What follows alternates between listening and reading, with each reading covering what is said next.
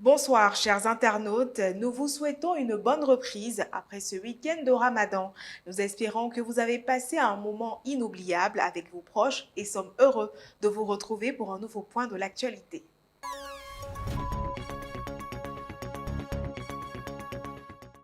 Nous avons rencontré Sagno Jano à Cocody en Griffin-Goudron, un immigré arrivé en Côte d'Ivoire en 1997. À l'époque, il travaillait comme réparateur de bobines de ventilateurs à l'université de Cocody et c'est plus tard qu'il a découvert sa passion pour la plomberie et l'installation des sanitaires.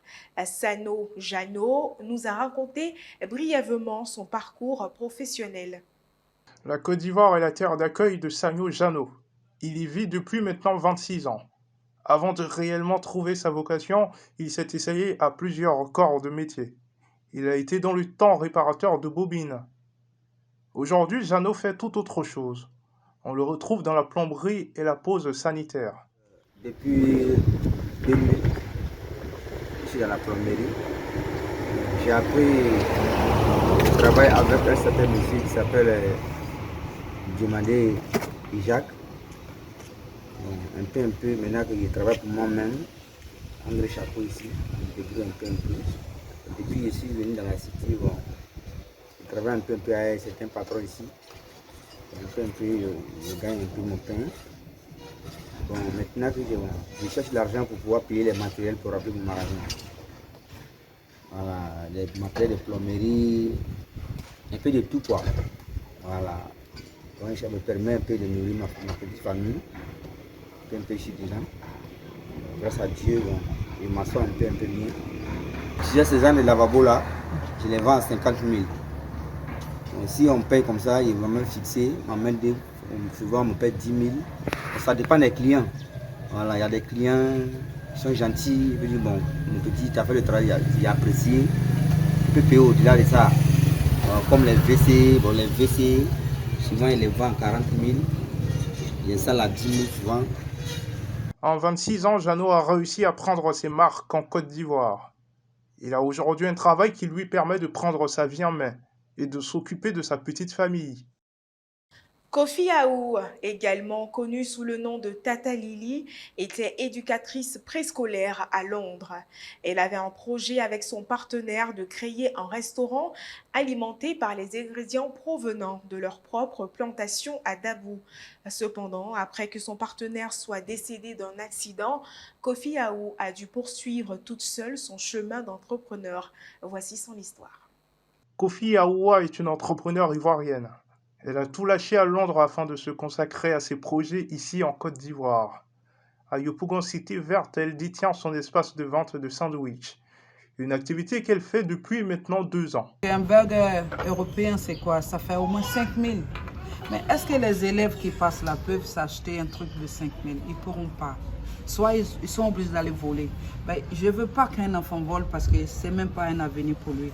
Mais il peut avoir un burger comme ça, avec des frites à côté, bien fait, bien doux, joli, bien présenté pour lui, pour que son esprit soit respecté par lui-même. Parce qu'on veut franchement que les enfants, ils n'ont qu'à faire des choses qu'on veut parfaitement, mais si on ne les accompagne pas, je ne pense pas que c'est possible. Moi, j'ai sacrifié ma vie, je suis enseignante. Ben, je ne sais pas qu'est-ce qui a pété, j'ai décidé que je rentre en Côte d'Ivoire pour donner quelque chose. Avant de démarrer son projet, Aoua est passée par une série d'événements malheureux. Malgré tout, elle tient debout. Elle s'investit totalement dans ses projets. Chaque année, le mois de Ramadan en Côte d'Ivoire entraîne une baisse des revenus pour les débits de boissons, une tendance qui semble se répéter. Cette période est mal aimée par les opérateurs du secteur, y compris les propriétaires de maquis et de bars. Nous avons décidé de vérifier cela en visitant certains maquis dans la commune de Yopougon. Les débits de boissons sont des établissements proposant des boissons alcoolisées destinées à être consommées sur place. Cependant, avec le récent jeûne musulman, le secteur s'est peu à peu fragilisé. Les tenanciers de ces espaces de vente étaient à court de clients, car, disent-ils, la majorité de leurs clients sont musulmans. S'il vous plaît, c'est le maquis Roland Garros. C'est vraiment avec le mois des jeunes, là, vraiment, le maquis, vraiment, c'est pas trop ça. Les rendements ne sont pas ça.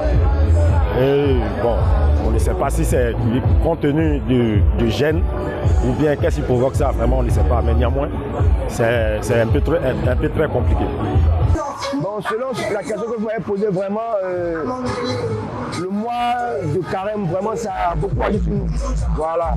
Parce qu'on ne peut pas dire que c'est juste un musulman qui fait le bâti, mais quand il y a un mois de ramadan, de carême, vraiment, on a du mal à voir les clients. Voilà. On a du mal à voir les clients, en tout cas, c'est vraiment chaud. Après le jeûne musulman, les vendeurs de boissons poussent un soupir de soulagement. Ils pourront à nouveau voir leurs espaces bondés de monde.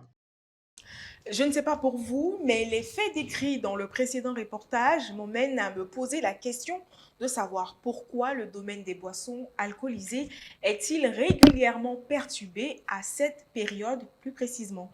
J'attends vos réponses en commentaire et d'ici là, portez-vous bien.